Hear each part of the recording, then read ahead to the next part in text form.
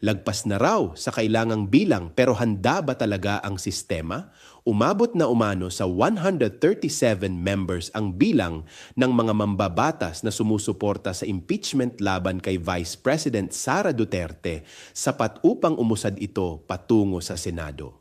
Ngunit habang lumalapit ang proseso sa mas mabigat na yugto, mas tumitindi rin ang tanong kung magiging paghahanap ba ito ng katotohanan o isa na namang banggaan ng kapangyarihan at impluwensya.